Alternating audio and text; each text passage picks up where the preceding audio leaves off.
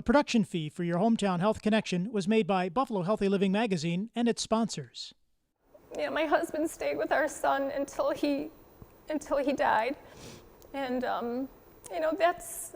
was the start of where we are today, because what happened to Michael was so wrong on all fronts, and it could have been avoided and prevented had someone just told us the dangers of the prescription pain medication. We will hear more from Avi and Julie Israel on the tragic loss of their son Michael as the result of addiction to prescription painkillers, and find out how this brave couple turned tragedy into hope for so many more. While the dangers of these drugs have been in the spotlight for many years, abuse and drug overdoses have skyrocketed, a situation made worse during the pandemic. Harvard Health says the biggest offender is a class of drugs called opioids, such as OxyContin and Vicodin, Dilaudid, and Demerol. They are drugs that are typically prescribed for a short term without any significant danger, but when prescribed over a long time, they carry a risk of opioid dependence, and it can happen to anyone. Plus, we continue to see addictions and deaths related to drugs like heroin and cocaine laced with fentanyl. Find out why you should not be alone if you or a loved one are battling this addiction. Stay with us for the next half hour on this special edition of your Hometown Health Connection.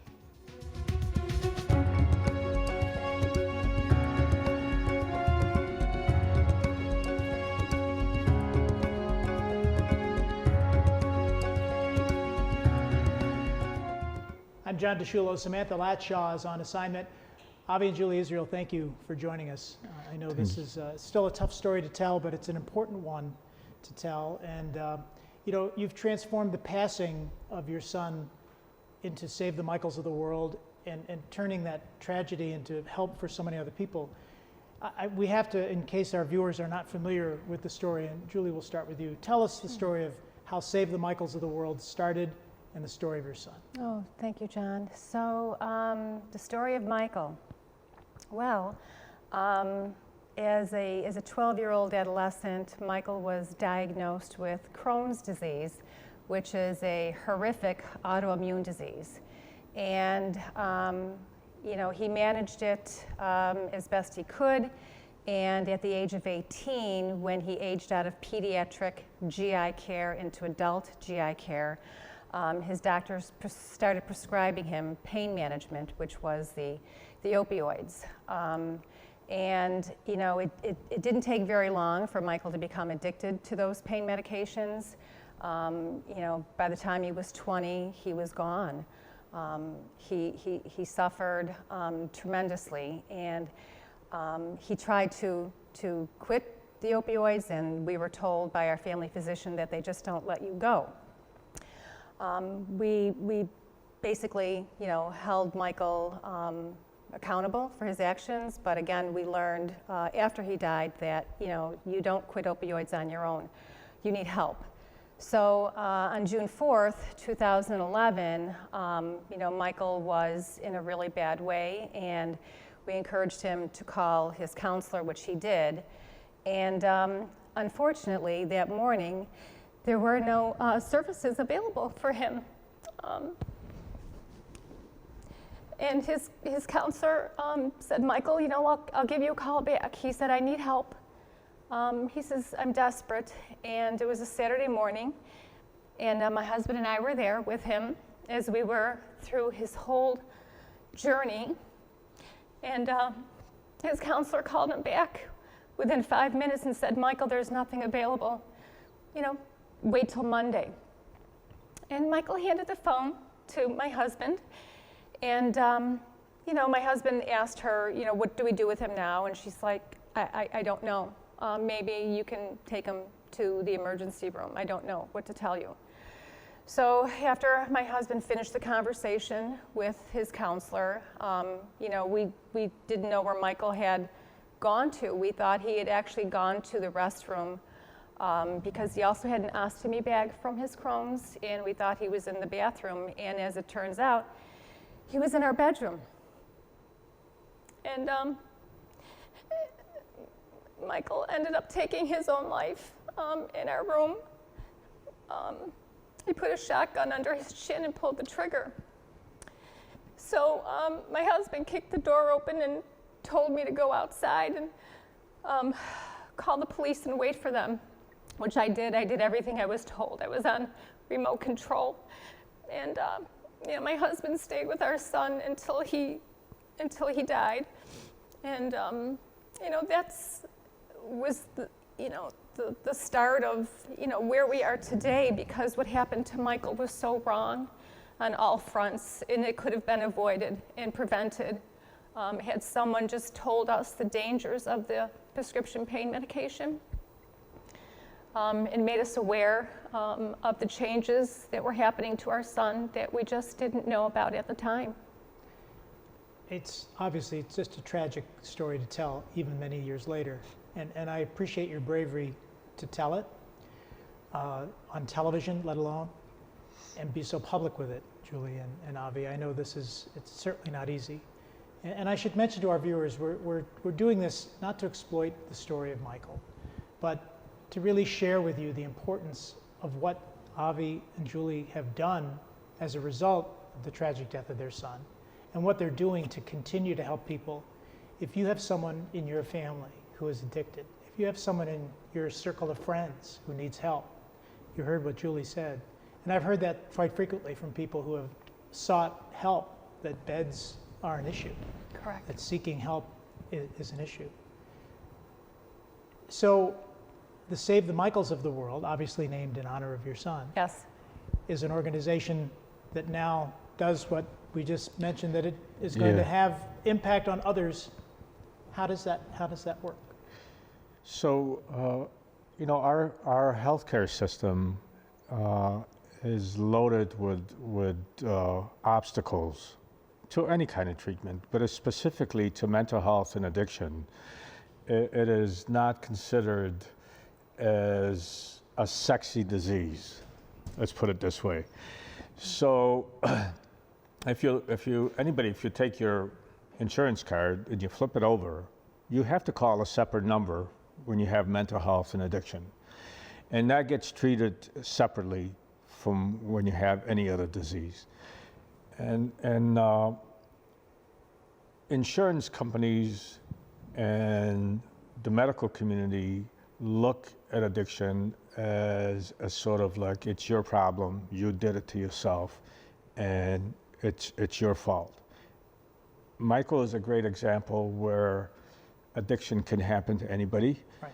and by doing the right thing, following doctor's direction. You were following the doctor's orders. Fo- Take those medications. following doctor's direction, you can become addicted.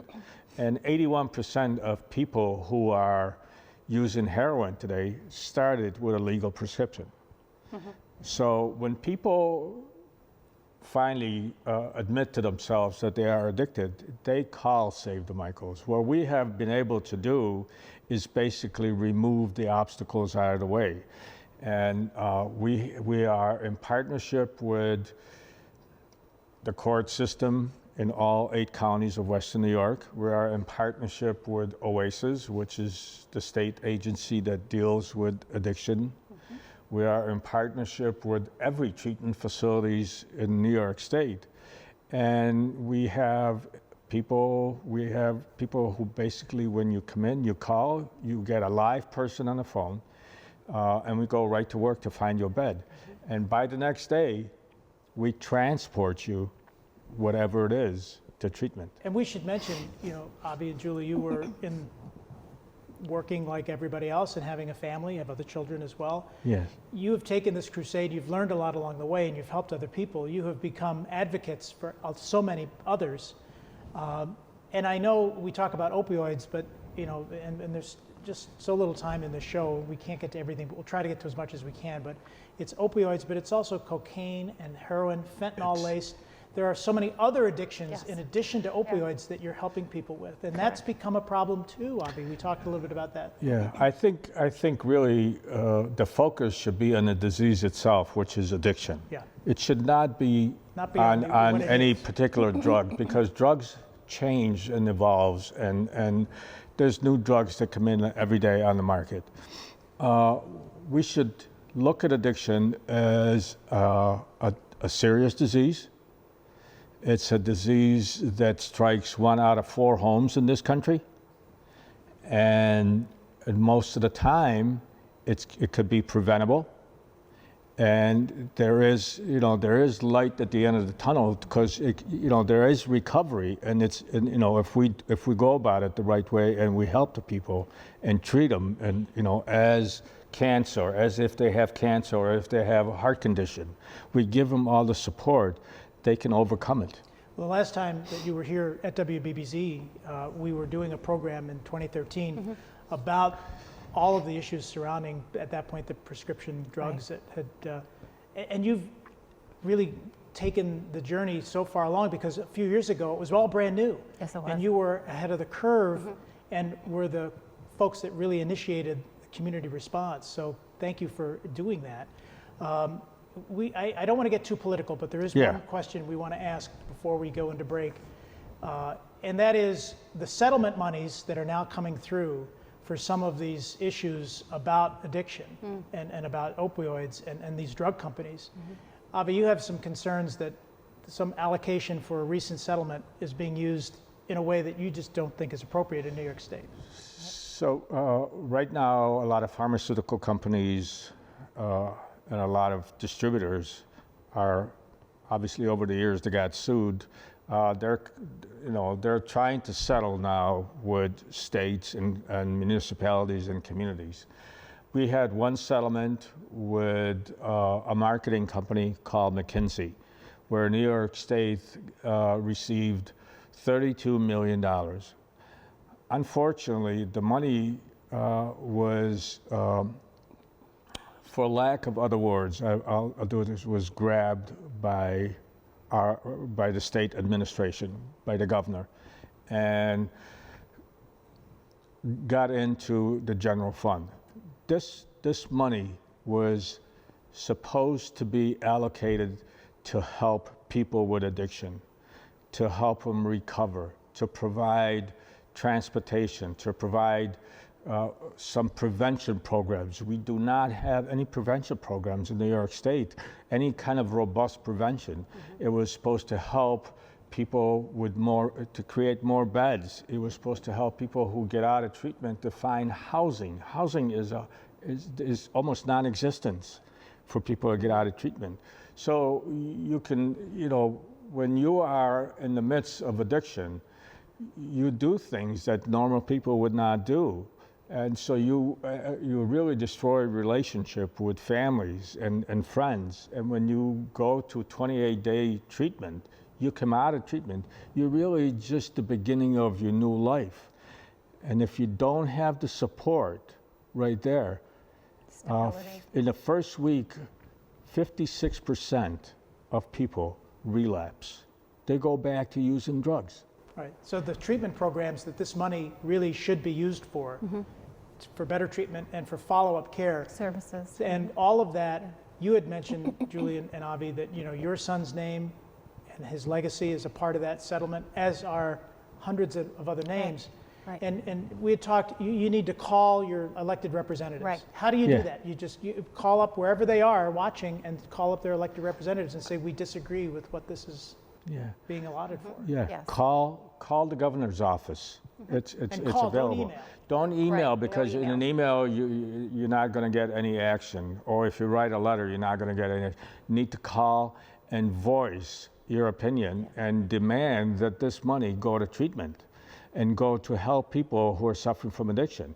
That money came to New York State because of people like Michael, people who have lost their life. And our governor decided that it was his right to take the money, which is not. No, because of everything that we just identified. Yeah. Avi and Julie Israel are joining us here on your Hometown Health Connection. We're going to continue with our conversation after this brief break. Get out a pen and paper, and we're going to find out more about how you can contact them, find out about the House of Hope, and some stories of how others have been helped when we come back right after this break. We will continue our important conversation with Avi and Julie Israel. Get a pen and paper now and write down how you can reach them. They are at Save the Michaels of the World. The address is 737 Delaware Avenue, Suite 101 in Buffalo, New York. Zip is 14209. phone number is 716-984-8375 in Buffalo and at 81 Walnut Street in Lockport, New York. The zip there is 14094 and 716-302-3960 in Lockport. And online at SaveTheMichaels.org. We'll be right back.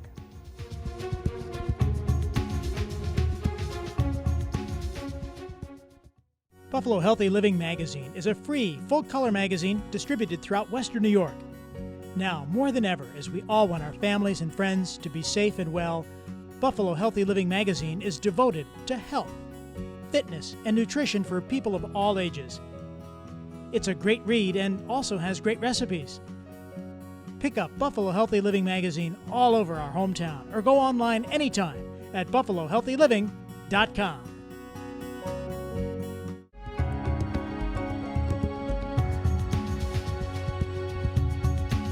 Welcome back to your Hometown Health Connection. I'm John DeSciullo. Samantha Latshaw is on assignment.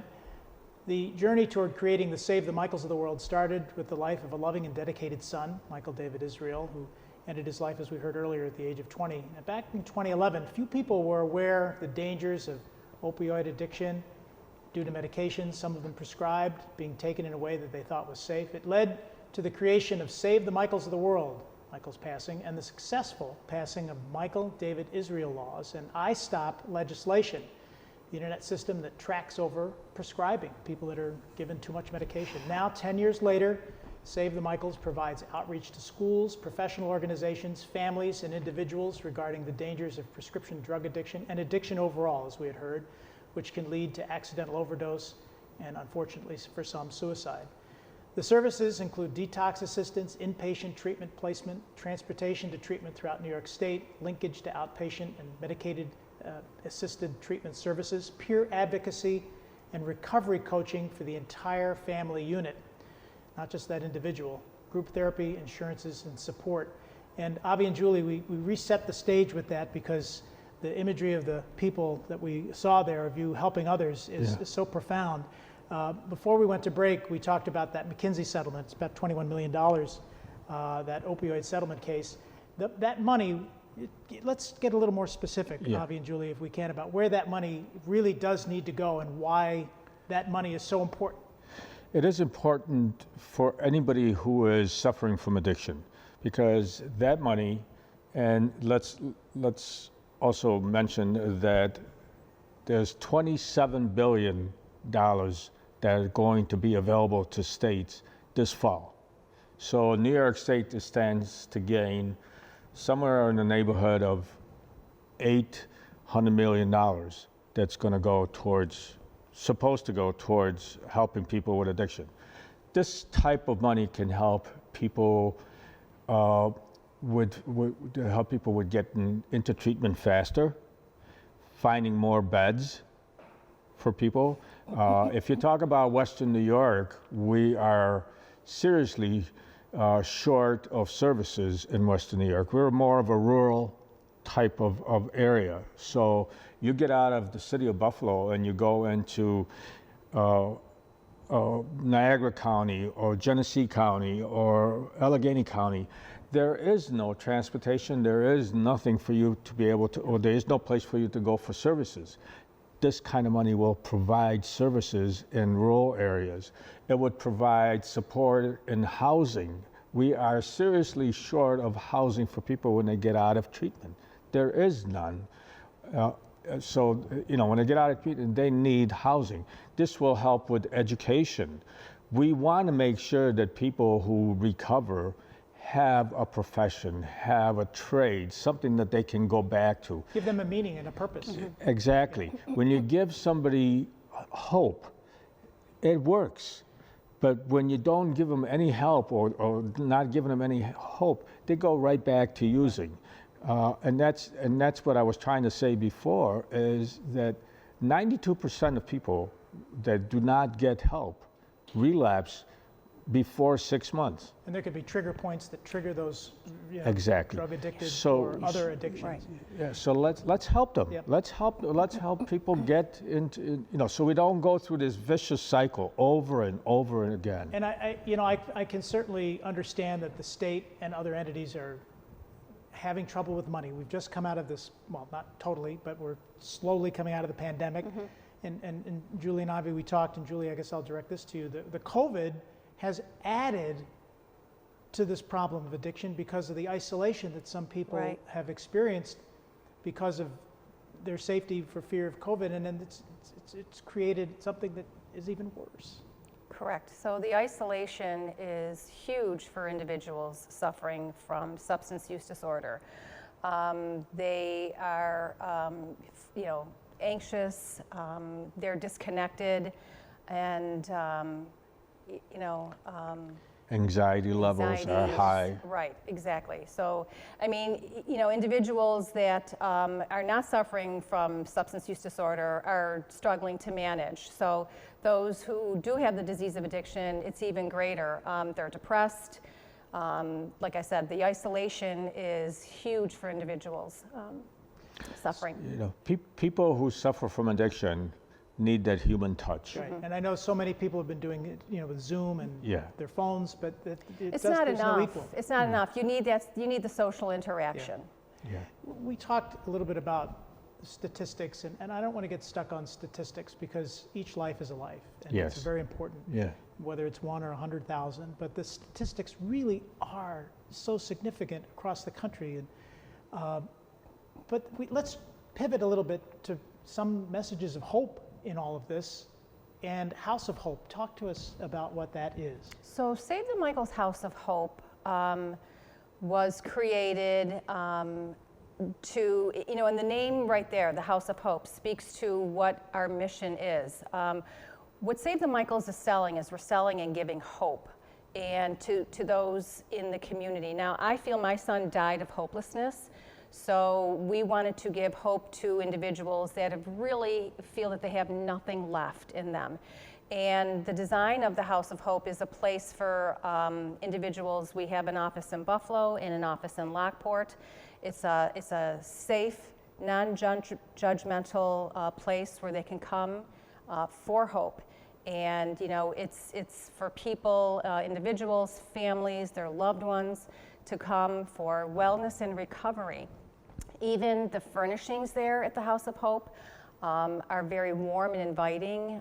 It's very difficult for those suffering from addiction to even make that first phone call. So we want them to know that it's safe. They're going to be protected, non-judgmental, and we want them to feel comfortable and have the power to do this.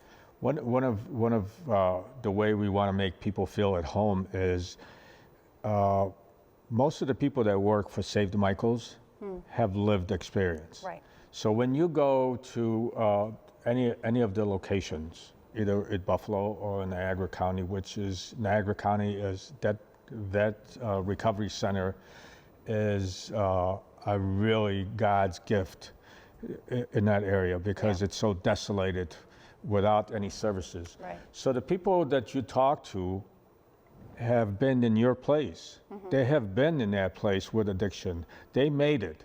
So right there's hope for you to know that if they made it, I can make it. Right. Can you tell us where House of Hope is, or is it a private place? Sure. So, the location in Buffalo is on Delaware Avenue near Summer Street. And, like Avi said, the Lockport office in Niagara County, we specifically chose that location because it is an addiction services desert in that area. And so the Lockport office is on Walnut Street, Walnut and Pine. And this is not something we talk about, Michael, having been very young, but this is something that anybody of any age can participate in. Don't think that it's just something for young people, although there's certainly a lot of young people. So we run programs, for instance, for families. So if you are a family that has a loved one in addiction, you're welcome to call. There's programming on a couple of nights a week in each location. We run programs for people in addiction. We run programs for females. We run programs for males.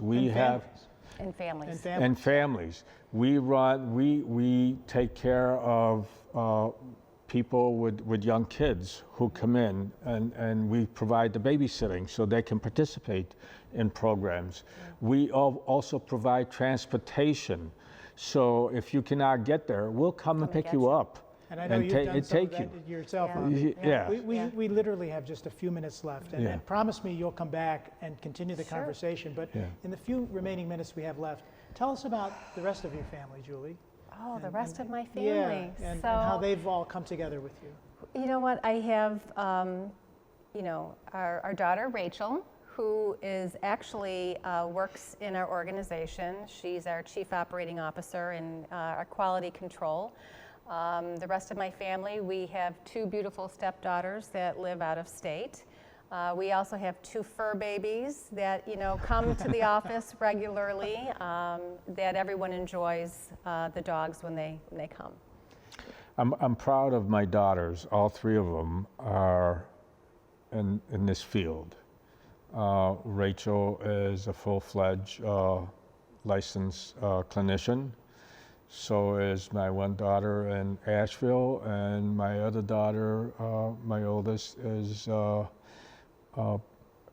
works in one of the hospitals in Charlotte. So they're all in the field of helping people. And they're supporting you, and you're supporting them. Yes. Oh, absolutely. And you're helping so many people in West New York and across the world, as I'm sure you've reached out.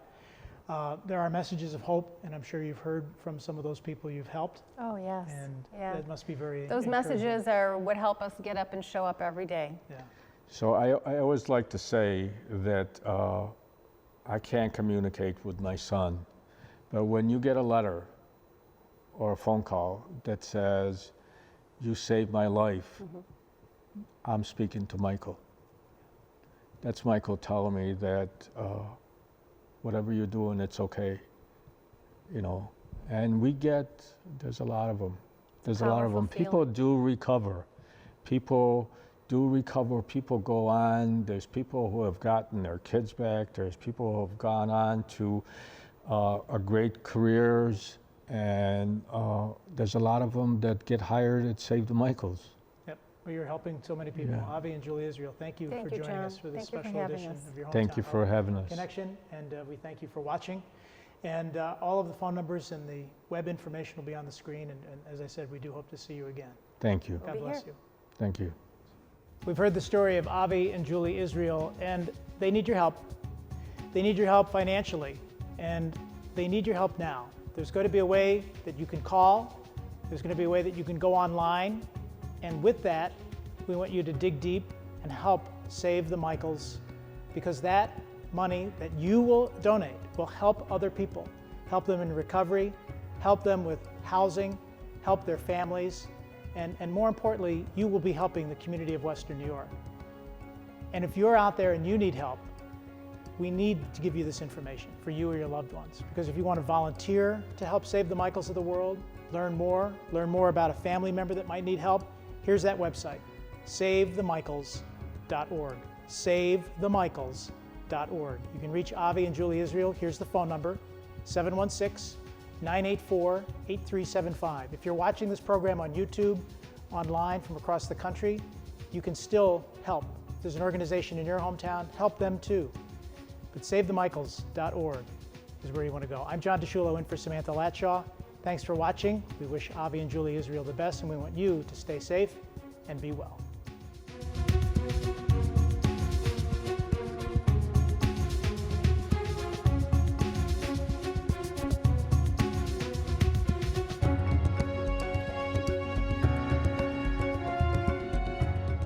A production fee for the preceding presentation of Your Hometown Health Connection was made by Buffalo Healthy Living Magazine and its sponsors.